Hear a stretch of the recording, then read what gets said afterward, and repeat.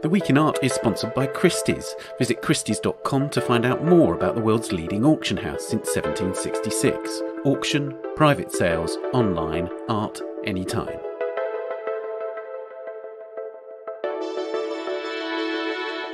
Hello, it's The Week in Art. I'm Ben Luke. This week, with UK museums and galleries in crisis, might the Royal Academy be forced to sell its Michelangelo?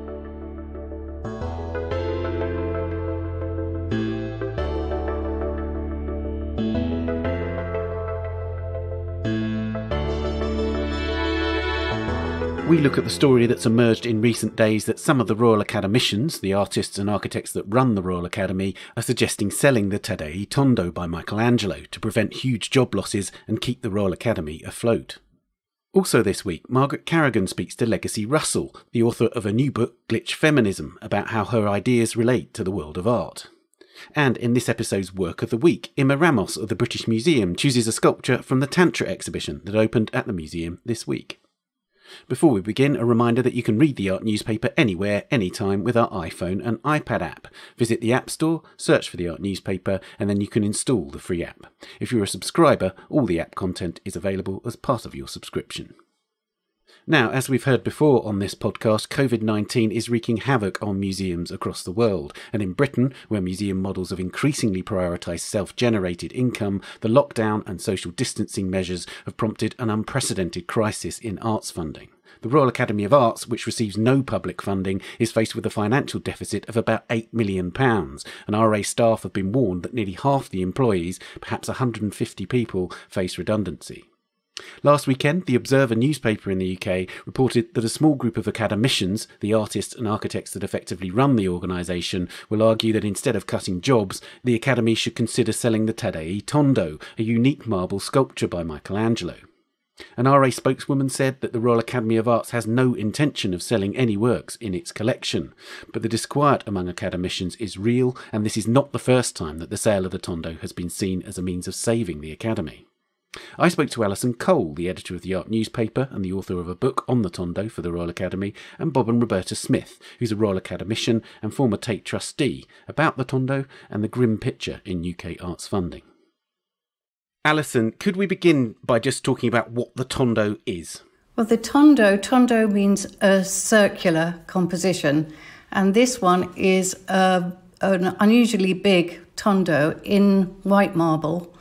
And it shows the Virgin and Child and the infant St. John in rocky landscape.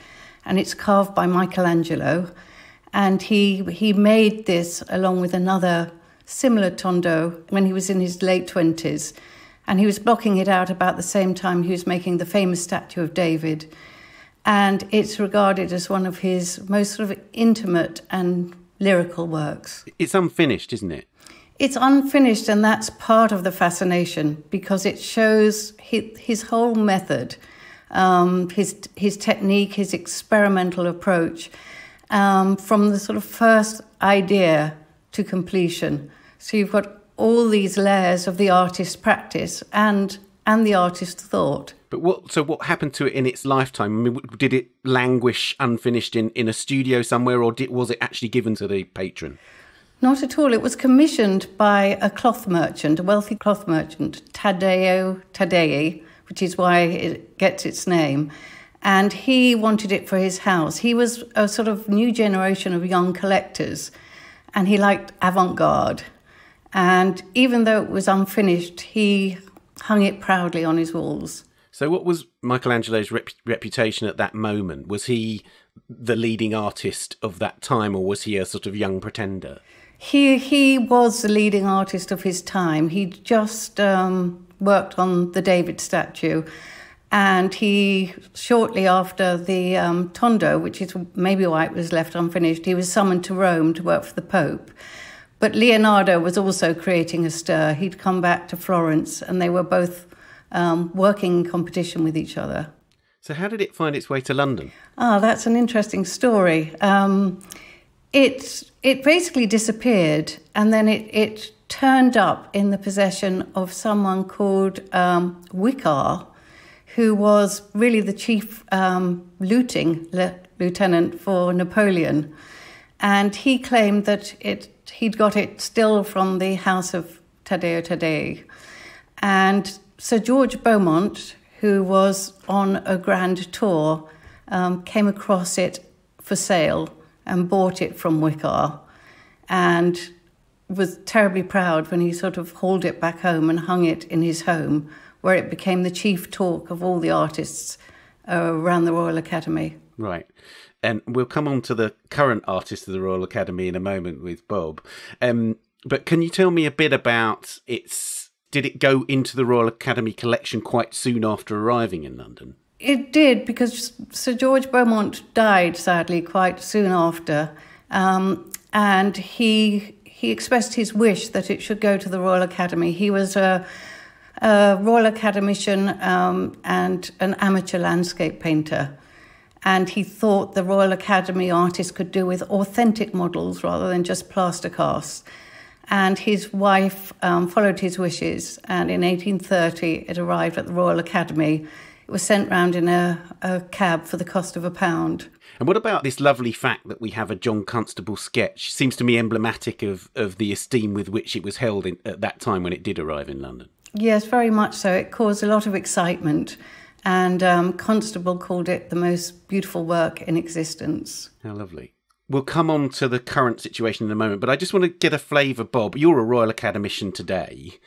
What position does the Tondo have as a work in the Royal Academy collection today for the Royal Academicians? Is it something you all talk about? Is it a sort of source of great pride to you as academicians? Well, I can talk about it for me personally. I think it's, one of the world's great humanist achievements, really. But in terms of the Royal Academy, they've given it pride of place in its in the collections gallery at the Royal Academy. It was lent recently to the National Gallery, and incredible care was taken, and Royal Academicians, it has a famous kind of hairline crack in the back of it, so the Royal Academicians, the sculptors were there, really involved in consultations about that, and so I think for those who understand it, it's an absolutely iconic thing. It's Michelangelo. He's not any slouch. It's like one of the greatest artists that humanity has produced. And so it's an extraordinary thing, and it's in the Royal Academy. So from my own point of view, I was lucky enough when I was younger to study at the British School at Rome, and we went and looked at the Sistine Chapel ceiling, up on the scaffolding when that was being renovated. So for me, that experience was just so powerful and amazing. And then later, seeing David, and then the unfinished slaves, Michelangelo is great at being an unfinished artist. These slaves emerging from the marble, bound by marble, if you like, being released by Michelangelo. And this is that kind of images. It's an incredibly powerful and beautiful image, and so I think it's the the beating heart of the Royal Academy. I don't think that's an exaggeration. Alison, in terms of the attitude at the Royal Academy to this sculpture over time, it has fluctuated, hasn't it? So this idea that this, as Bob says, this extraordinary item might be sold has been mooted in the past. Can you tell us a little bit about that? Yes, there was a mooted sale in the late 1970s when the RA was in similar dire straits. And at that time, they were saved by the government because the government granted them government indemnity, which was an insurance that allowed them to do their blockbuster exhibitions. And I think the Friends were founded around that time too. And I think when they were thinking of selling it, they were very conscious that their patron was the Queen and that it could be regarded as a slippery slope because, of course, it's a national treasure. And at that time, it was valued at $6 million, which is a cautionary tale about deaccessioning. I mean, the Royal Academy has formed because it had the Leonardo cartoon, didn't it? So, and it solved that, which was a mistake. I think everybody thinks that's a mistake. I mean, any right-minded person, that was. I mean, of course, that's not a precedent for now because that ended up at the National Gallery. The Tondo, I mean, it would be hard to imagine raising the kind of sums of money in the public realm for it to remain in the UK. So it's a different situation. It's a frightening idea, actually. And of course, selling off the Leonardo in 1962 didn't solve the problems because then they were back in the 1970s looking at flogging off the Michelangelo. Yes, of course, in all of these things, you have to plan not for the crisis that you're in, but for the third crisis down the road, you know. I mean, these institutions are institutions lasting hundreds of years. It's, it's crazy to sell off the silver, you know. So, Alison, you mentioned that the Tondo was valued at $6 million in the 1970s. What do you think it's worth now, given that the Leonardo Salvator Mundi sold for $450 million in 2017? What do you think this is worth? Well, interestingly, the art newspaper estimated the value of the Tondo at that time, 2017, at about 100 million. But with the Salvator Mundi, we're looking at several hundred million now. I'd like to ask you, Bob, the Observer story focuses on a group of artists, unnamed artists, among the ranks of the academicians who feel that rather than losing members of staff, rather than these mass redundancies, selling the Tondo would be an option. I want to know, have you heard from any fellow academicians asking you for support with this endeavour? Yes. Yes, and I told them absolutely bluntly that I was not, I fought a long battle actually with the art newspaper and the art fund to save Henry Moore's old flow from being sold off. And, sculpture, people characterise sculpture as lumps of bronze, lumps of marble. These are extraordinary things made by human beings, and they need to be seen by other human beings. And we're lucky enough to have this in the UK. So we want to, I want to lobby to tell the story of the Tondo, say what it is. I mean, everybody knows Michelangelo.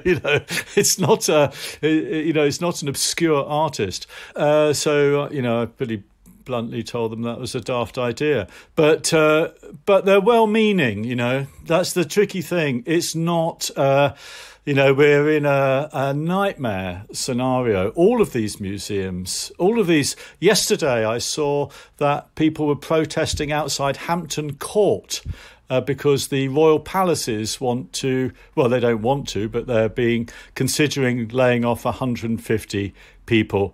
Well, we don't want to sell the Mantegnas in Hampton Court, do we? Or flog off the Rothkos in the Tate. They're considering letting go almost 300 staff. And the South Bank Centre is the same issue. Do we want to turn the National Theatre into flats? I mean, we can't do this. It's a mistake. And so I think one of the answers is to, it's been brought about at the moment because of the end of the furlough scheme. So we have to lobby to maintain these schemes, but we also have to lobby to think about philanthropy in another way. I think philanthropists love to support projects which are capital projects, where a building, where a name can be attached, or a specific kind of project. They don't like to pay wages. And we need art galleries. The Royal Academicians who are advocating the sale of this are right in the sense that art galleries are buildings, they're objects, but they're also people. So I have some sympathy with them. I think this is the wrong thing to do. But we have to understand that if we let go huge numbers of people from the palaces, the Royal Academy, the Tate, we will denude our artistic endeavour in this country, and that's a terrible thing. So I think it's talking about government, it's talking about wealthy people. There's a lot of money in London.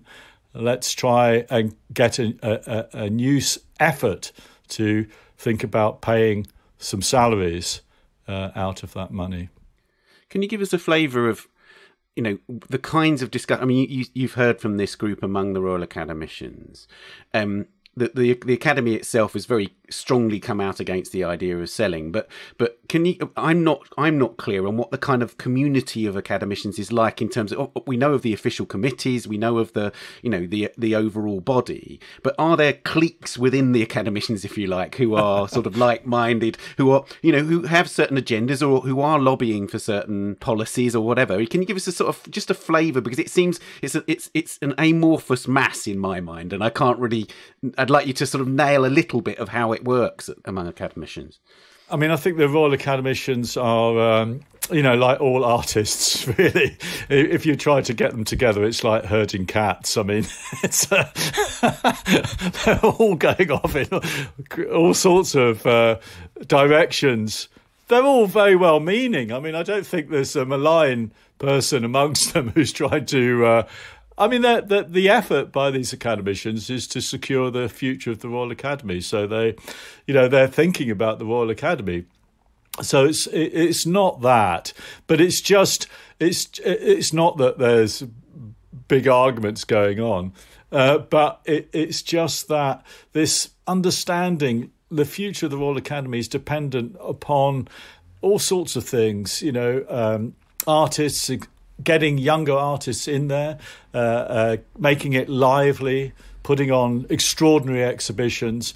But it is also about the legacy of the love and understanding of art. And I think the Tondo is totally in that area, It's a peculiar institution.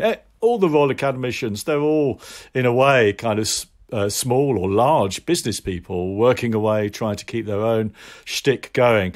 But I bet none of them, the ones who have assistants working for them, would have dipped into their own funds to pay their assistants. They would have furloughed them using the government scheme, and they will be thinking about what to do now, as the whole of the art world is.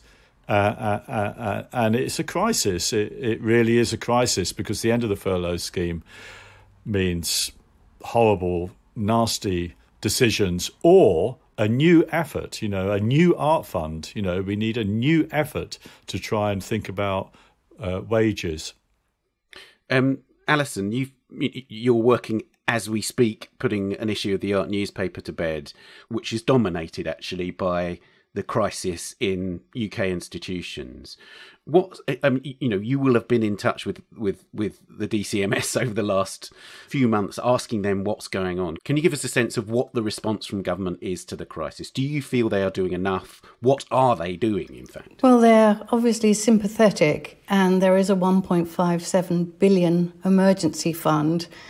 But, with this second wave coming, and the latest announcements, it's looking even worse, really, for the arts and the hospitality sectors. So there needs to be a concerted effort with government and philanthropists, I think, to help the arts through this really difficult situation.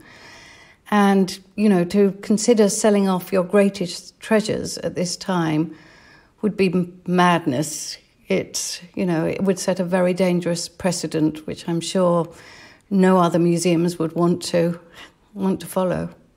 And it is the only Michelangelo marble in Britain. Bob, do you want to add to that?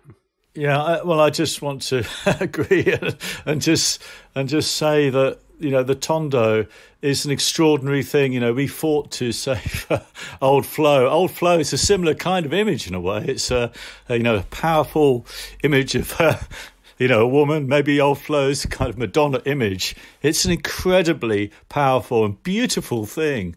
And it needs to live in Britain. It needs to live at the Royal Academy, and it's a lovely and inspiring thing made by a human being. So you can fall in love with Michelangelo and fall in love with that image. It's an incredible thing.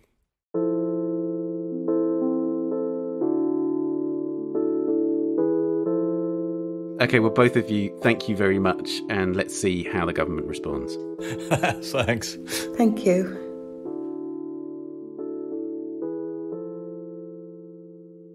You can read more about this story and the UK arts funding crisis in the print edition of the Art Newspaper, which is out next week, online at theartnewspaper.com or on the app. And Alison Cole's book, The Taddei Tondo, is published by the Royal Academy and priced £12.95. Margaret Carrigan talks to Legacy Russell in a moment, but first, here are a few of the top stories on the Art Newspaper's website this week. The New York Governor, Mayor Andrew Cuomo, announced this weekend that a permanent memorial statue to Ruth Bader Ginsburg, the Supreme Court Justice who died on the 18th of September, will be installed in Brooklyn, where she grew up. As Helen Stoilis reports, Cuomo suggested Brooklyn Bridge Park as a potential location, and said Ginsburg selflessly pursued truth and justice in a world of division, giving voice to the voiceless and uplifting those who were pushed aside by forces of hate and indifference. Archaeologists working in northwest Argentina have discovered an unknown Inca settlement thanks to the help of a local high school student, Gary Shaw reports. The previously unrecorded site, called Cerro Quemado, Burned Mountain, comprises various Inca ruins and stands at the southern frontier of their empire. Archaeologists were led to the structures during a workshop by a particularly keen student called Louis M. And finally, Maurizio Catalan's work Comedian, the infamous banana taped to a wall shown at the Art Basel Miami Beach Fair last December, has been given to the Solomon R. Guggenheim Museum in New York. The donation does not include the original banana itself or the duct tape that was used to attach it to the wall. It consists of a certificate of authenticity and a long list of instructions with diagrams about how it should be installed. The donor of the work was anonymous. You can read these stories and much more at theartnewspaper.com or on the app. We'll be back after this. The Week in Art is sponsored by Christie's. This autumn, Christie's presents an exciting calendar of auctions and art fairs. Bid on works by Bridget Riley, Patrick Caulfield, Graham Sutherland and more in the Modern British Art Sale in London on the 29th of September. Christie's is also proud to support 2 international art fairs this season, hosted on their innovative digital platform. Currently open for bidding, La Biennale Paris is a landmark event featuring works spanning 4,000 years of art history from 42 world-renowned galleries. And from the 6th of October, discover over 600 works from exhibitors showcasing artists from across Africa, Europe and North America at 154 online, powered by Christie's. The refreshed schedule complements Christie's private sales. Bid and buy art at any time and from anywhere. Find out more on christies.com. Welcome back. Don't forget you can catch up with Series 1 of the Art Newspaper's other podcast, A Brush With, featuring 4 in-depth artist interviews at Apple Podcasts, Spotify, Amazon, or wherever you're listening now. Now, Legacy Russell's book, Glitch Feminism, is out next week. Part manifesto, part memoir, part art and literary criticism, Glitch Feminism explores digital identities and how they inform our physical sense of self. Exploring online spaces, ranging from early 2000s teen chat rooms to digital spaces created by the black, queer, gender non-conforming and othered communities, the book also analyses works by artists like Boychild, Sandra Perry, Victoria Sin and Juliana Huxtable, among many others. Our senior editor in New York, Margaret Carrigan, spoke to Russell about the book. Legacy, I think we should start with the basics, and that is, of course, with this idea of the glitch. In the intro to your manifesto, you describe it as an error, a mistake, a failure to function. And within technoculture, a glitch is a part of machinic anxiety, an indicator of something gone wrong. So this relates to gender, you continue, in that the body becomes a stand-in for a machine in some way. And when the body can't be read as male or female, or when it actively refuses to subscribe to that binary, it's glitching out, essentially. I think, at least for me, for people that grew up with the internet, who have always had to construct online identities of some sort, this makes perfect sense. But I guess I'm more interested, when did you first start thinking about the idea of glitch in relationship to gender and identity and start applying that to the way you view how bodies move in the world? For me, it's something when I consider this question of being a digital native, someone who has grown up with the internet and feels deeply intertwined with it, entangled with it, challenged by it, excited by it, that it's been kind of an inherent part of my education and understanding about myself as a woman and as a femme presenting Black queer woman. It is definitely this kind of presence of the binary that has felt maybe that that I have been housed within very much so over the course of a life. And, thinking very much so, how do you reconcile those things, like these things that exist as polarities and are pitted against each other, and asking questions too about ways where this construct of the masculine versus and against the feminine, right, is something that maybe just doesn't fully gel in terms of how we live out in the world and how as well we shape ourselves and our identities and think through ways we can be empowered through them. So when I think about where that nascent beginning starts, it is really like 1990s, being on, the internet, in chat rooms, being a kid, very much so, which I think is a very universal experience for a lot of folks who, grew up with and around the internet as a culture and material. And it was the kind of place of play that one was able to expand within, and as well sort of explore, that allowed for this discourse about gender to situate itself very early on. But of course, too, being a kid and navigating that, you're very much so almost like pre-verbal in trying to put some of those things to words. And so, in my adult self, as somebody who is an art historian and who, works with great care and excitement and nerdiness, looking at, intersections of performance and gender and digital and new media, it felt like a really right place to start. One, of course, that lives with me intimately, as tied to my ongoing lived experience. One that, of course, is shared across a broader community, both on and away from our screens. And then as well, one that intersects out in the world, as we're thinking very much so about this discourse around gender and the way very much so it has been weaponized to work against what it can be in terms of our broader range, and claiming what that can look like through the lens of Blackness and queerness. So the term glitch feminism specifically, I think you coined in 2012? Yeah, so it was really the beginnings of this all were in these essays that I wrote. One was for the Society pages, which is an incredible blog and journal that comes out of Nathan Jurgensen's work, who is a phenomenal writer, thinker, theorist.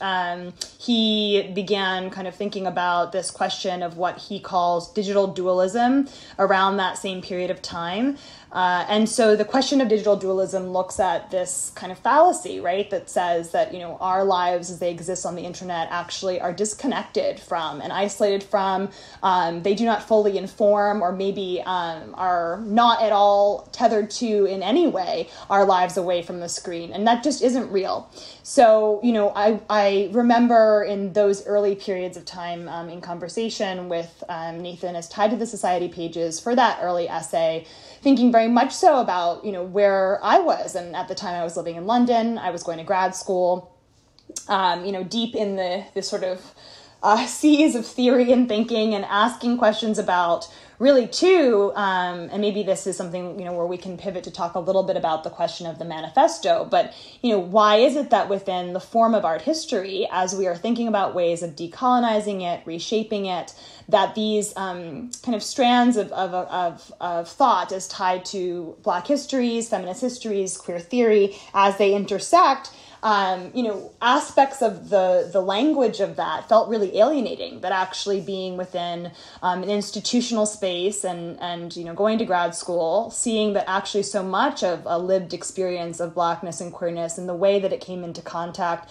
felt like it really was alienating, what was existing in the world from its root, by putting it within an institutional framework. And so, the question of what a manifesto can do and the writing that then, continued to build from there when I wrote the second essay on this for Rhizome around that same period of time really came out of trying to think about ways where there could be a more expansive imaginary that allowed for a different type of space to be occupied.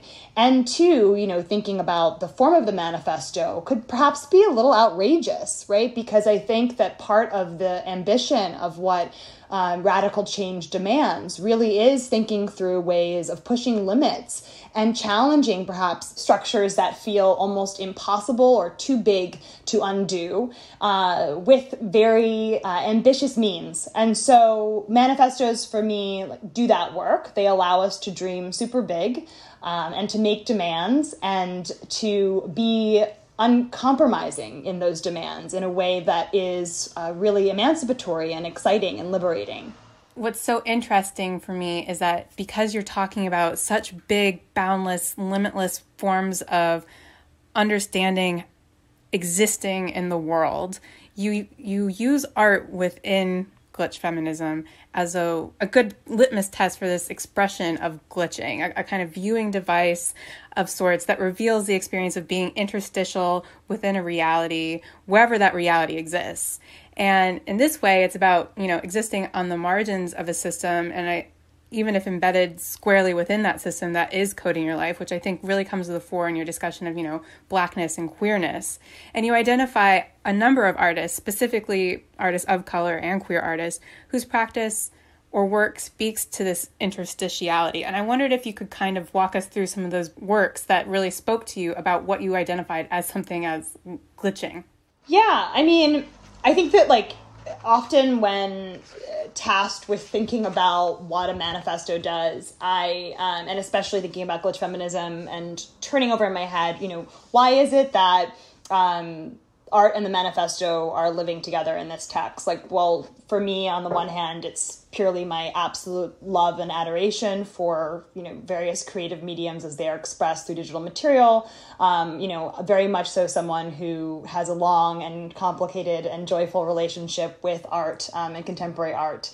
But also, too, I feel like that artists set forward some pretty extravagant and incredible propositions in their work. And so the manifesto and, what an artist aims to do and what a manifesto aims to do kind of share some great threads and intersect in kind of these wonderful ways as we're trying to consider what it means to imagine a world differently. So the artists in the book do some of that. It felt really appropriate to have the manifesto speak through the practices of each of the artists in the book and to allow those artists really to be centered and celebrated in the work that they're doing to expand and change not only how we are looking at defining the body, reconciling with it, struggling with the way that it is, of course, weaponized and politicized and positioned and not always cared for, right, out in the world at large, that artists allow us to do some of that thinking and to do so via critical means with a lot of rigor. And, thinking to kind of the words of E. Jane, who's one of the artists in the book, who has written a phenomenal manifesto in their own right called Nope, a Manifesto, kind of has thought a lot about this question of, to quote them, a culture that loves us.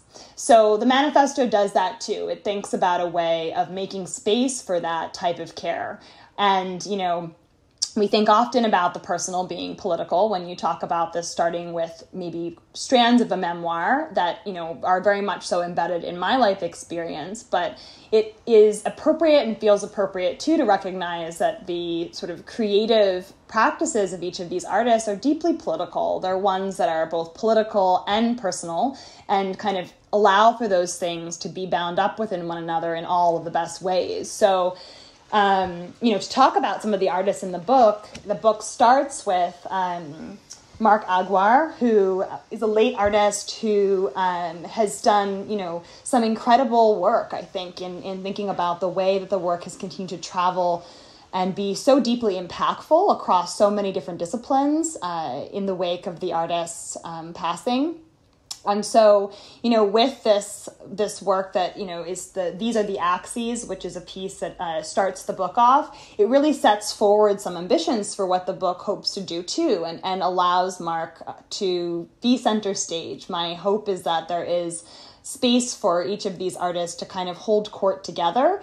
And I really love, as I think about the book, to consider it as a sort of chorus, right? That they're kind of collectively, operating in sync and in conversation with each other across generations, across different types of practices, across different approaches to language and poetics, and working to think about this question of the glitch as a sort of breaking of what's broken towards corrective means.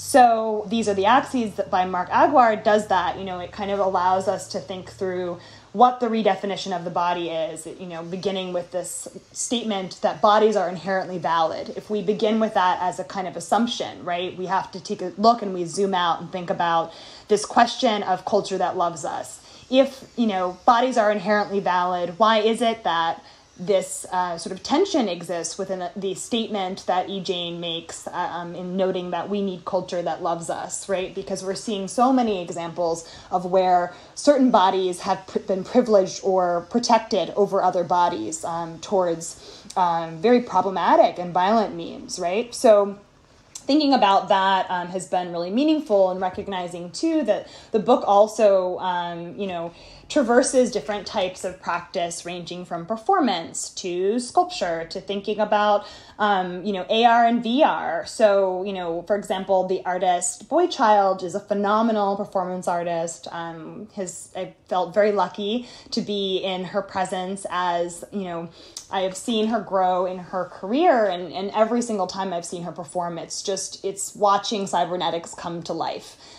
She embodies that, fully and wholly, thinking very much so about the history of queer nightlife, but also too the ways where a sort of Buteau-like performance and the traditions of that can be brought into contemporary art and live in the present with us as a really wonderful and enriched history. Thinking about, other folks who are included in the book also, too, it extends to, the White Pube, for example. The White Pube is a phenomenal duo of art critics who are based in the UK. They've done some incredible work in thinking critically about ways that the form and format of art criticism can be glitched, right? That actually a component of what we assume to be the central pillar for art history, which is this question of art criticism and how it shapes or engages different types of power and systems of power, really do need to be interrogated as a means of decolonizing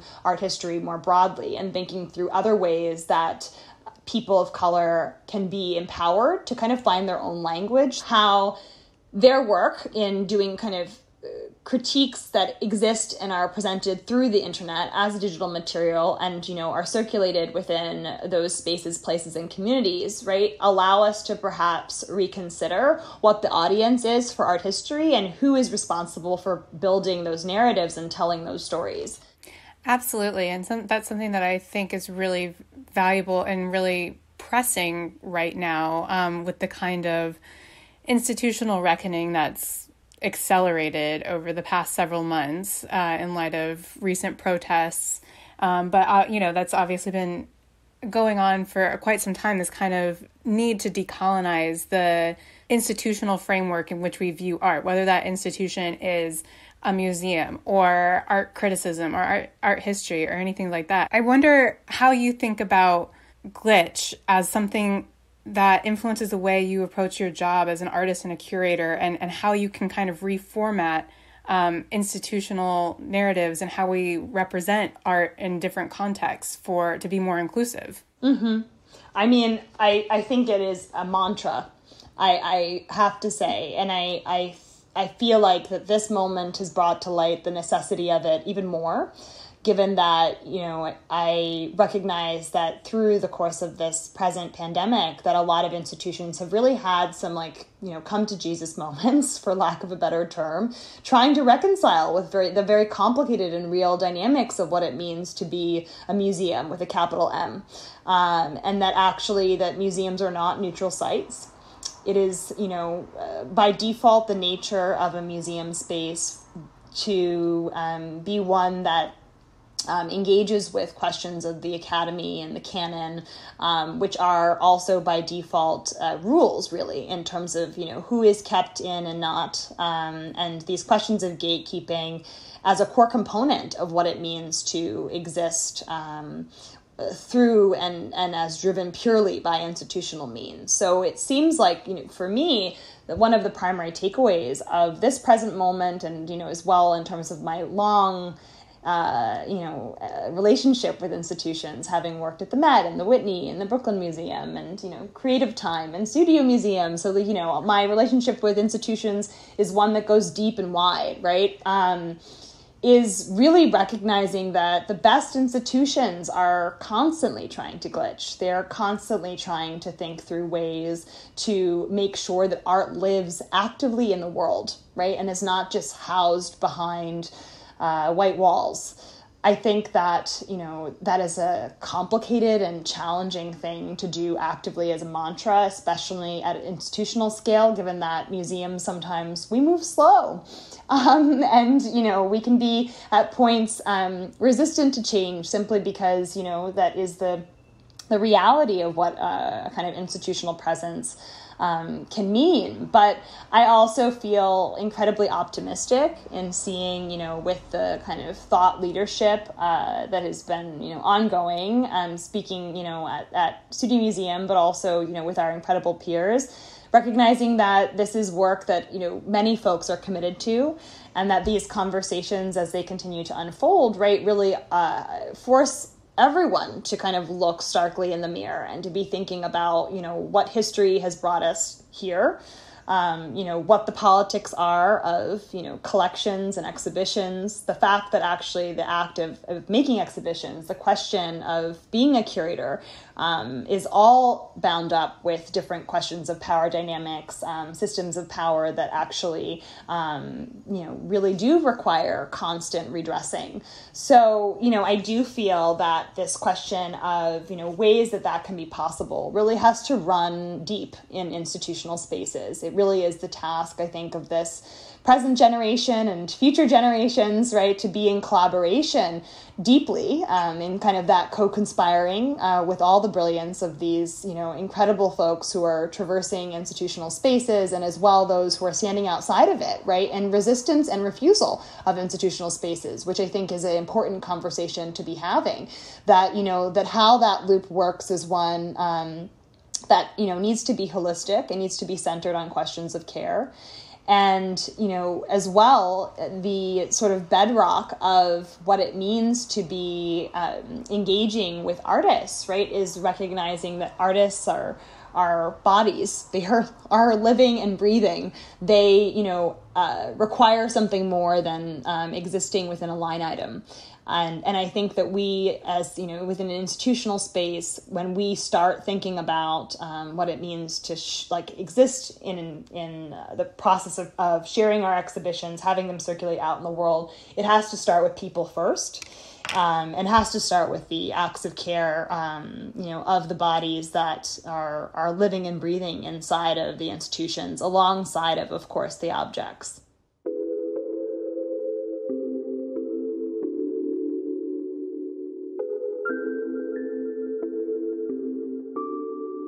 Thank you so much for speaking with us today, Legacy. It's been so interesting. Absolute pleasure. Thank you for having me.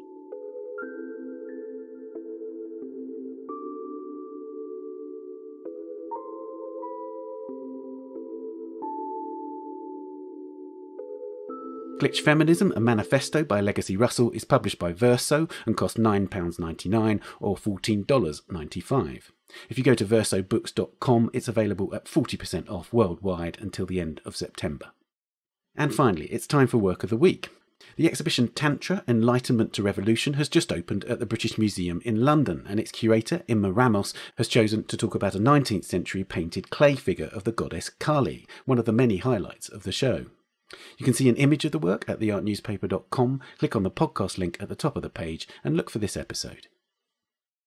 Imma, before we start talking about this specific work, tell us about the exhibition and about Tantra, because I think it's a sort of little understood phenomenon, isn't it? Yes, well, the aim of this exhibition, which is called Tantra Enlightenment to Revolution is really to challenge some of the stereotypes which are still very prevalent today around Tantra. I think most people in the West might associate it with sex still, with hedonism, see it as a kind of guide to sex almost. And so the aim of the show is really to set the record straight on that. And I suppose it might be helpful for me to explain in a sentence or two what Tantra actually is. So Tantra is an Indian philosophy, and it affirms that all aspects of our material world is sacred and infused with divine feminine power. And Tantra teaches that enlightenment can be achieved rapidly by actively engaging with spiritual obstacles, such as desire, aversion, and fear, in order to ultimately transcend them. And this is why, as we explore in the exhibition, tantric imagery is unique in its inclusion of erotic and macabre imagery.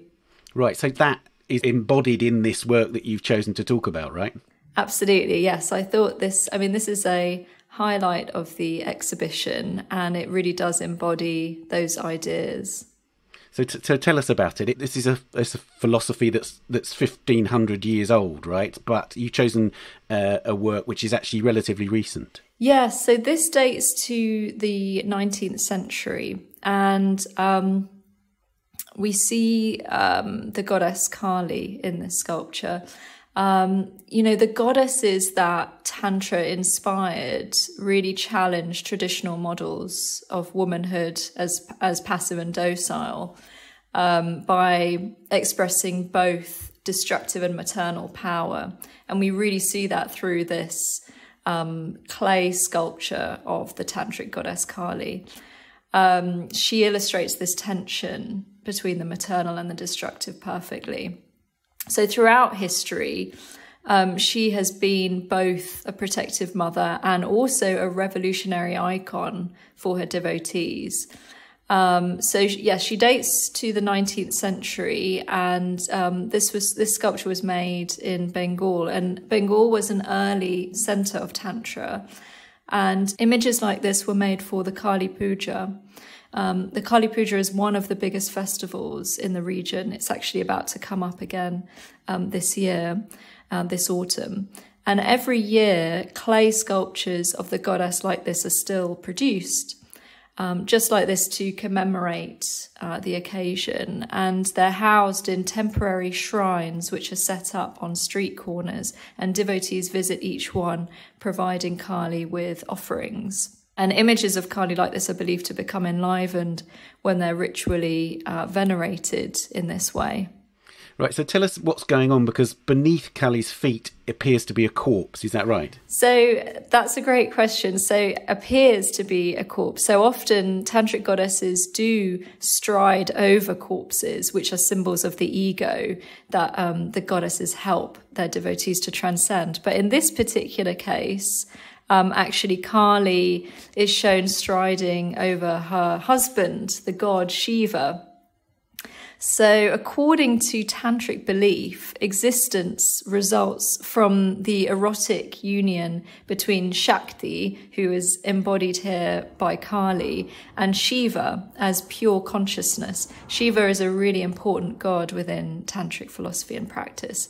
But this symbolism of Kali striding over Shiva articulates her superiority, because without her, he would remain inert and the universe would just perish. So without Shakti, Shiva is literally a shava, or a corpse. Shava means corpse. And that's really emphasized here by his deathly pallor. So he does deliberately look corpse-like, but her striding over him really symbolizes the superiority of the feminine principle within Tantra. I'm really intrigued by this aspect of Tantra, that it is a more socially democratic philosophy that you explore a bit in the catalogue. Can you explain a bit more about that? Because you've talked about how it challenged norms in terms of feminine power, but is it right that Tantra is accessible to a broader range of the population than other philosophies? Yeah, so tantric initiation, Tantra emerged around the 6th century, and it was it deliberately challenged the hierarchical social order or caste system within Orthodox Hinduism by offering initiation to people from different social backgrounds, including women, but also including others marginalized by society, including those excluded from the caste system, who previously were referred to as untouchables. Now, from the 20th century onwards, they're referred to as Dalits, which means the oppressed. And of course, caste is still a major issue in India. So the whole idea behind that was really to break down distinctions. Tantra broke down distinctions between notions of purity and impurity. So those who were excluded from the caste system were regarded as ritually impure. So yes, in that sense, in principle, Tantra, it was radical in the way that it offered initiation to those who had been excluded. And tell me about, this is a work that was made in the colonial era, right? So how did colonial powers respond to goddesses like Kali? Yes, that's a big theme in the exhibition. There's a whole section devoted to the reception of Tantra and Tantric goddesses during the colonial period. So, yes, Kali's popularity became a focus for revolutionary politics in the 19th century, at the time when this sculpture was made. The figure actually entered the museum in 1894, and records don't reveal who the donor was, but it was probably a colonial official or a missionary based in Bengal. And at that time, Bengal was not only a major tantric centre, but it was also a nucleus. It was the nucleus of British rule. And Kali gripped the British psyche as this icon of horror and irrationality.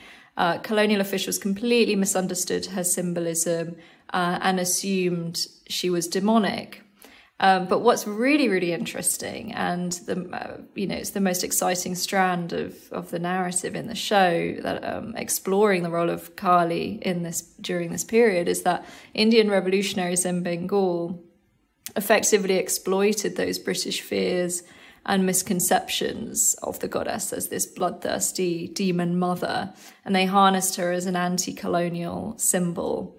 And they did that through really dramatic popular prints of her in the 19th century, in which there was one in particular that we show in the exhibition, in which the heads that she wears around her neck, which are symbols of the ego, assumed an alternative meaning.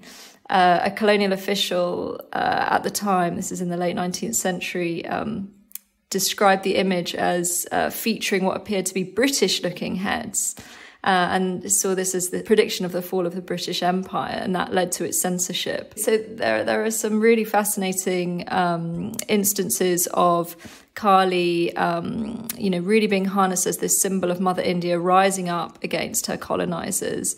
There's a fantastic quote from a Bengali seditious newspaper, Yuganta, from 1905, that says, "Rise up, sons of India, the foreign empire draws to a close, for behold, Kali rises in the east." So that kind of gives you a sense of how she was being harnessed at this time by revolutionaries. That's fascinating. I'd like to end by just looking at this object and admiring its beauty, because one of the things is that because of the potency of the imagery, in a sense, you can lose that exquisiteness to a certain degree. So can you just describe, because it's painted clay and gilded clay, so tell us about the techniques and the colour used, for instance. Yes, so it's made of clay, as you say, and I think the use of colour is highly symbolic in this sculpture. So of course she's painted black, Kali means black. It also means time. It's also associated with the cyclical nature of time as being a constant process of creation, destruction, recreation. So that color black really embodies those ideas.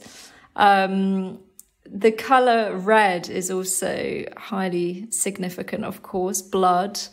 Because she has this garland of severed heads that you can see hanging from her neck, and she has corpses hanging from her ears as well, and there are hands that are hanging from her girdle. She would have also held a sword that's been lost, and she's also one of her lower hands is carrying a severed head, but her mouth is smeared with blood, and she's sticking out her tongue. As though she's thirsting for more blood. And tantric texts describe her as having this gaping mouth with which she devours negative and demonic forces. So she appears incredibly fierce, but the important thing to remember is that this is conveying compassion as well, and a desire to assist her followers on a path to spiritual enlightenment. So she's very much a mother figure here, the severed heads representing the human ego, which she's helping her devotees transcend, the sword that she would have carried being a sword of wisdom with which she's destroying obstacles to enlightenment. And she's also, her top right hand is displaying a gesture of fearlessness to reassure and protect her devotees. So there is such rich symbolism behind the sculpture.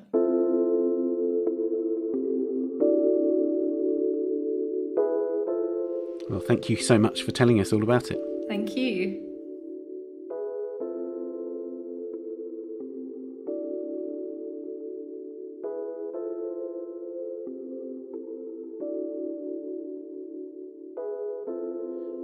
Tantra, Enlightenment to Revolution continues at the British Museum in London until the 24th of January next year.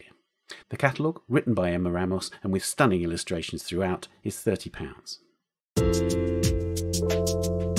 And that's it for this week. Do subscribe to The Art Newspaper at theartnewspaper.com. Click on the subscribe link at the top left of the page and you'll find a range of subscriptions. And subscribe to this podcast and A Brush With if you haven't already, and give us a rating or review if you've enjoyed it. You can also find us on Twitter at Tan Audio and on Facebook and Instagram, of course. The producers of The Week in Art are Julia Michalska, Amy Dawson and David Clack, and David's also the editor and sound designer. Thanks to Alison and Bob, to Margaret and Legacy, and to Imma. And thank you for listening. See you next week when we'll finally be seeing the postponed exhibition of Artemisia Gentileschi's work at the National Gallery in London. The Week in Art is sponsored by Christie's. Visit christies.com to find out more about the world's leading auction house since 1766. Auction, private sales, online, art, anytime.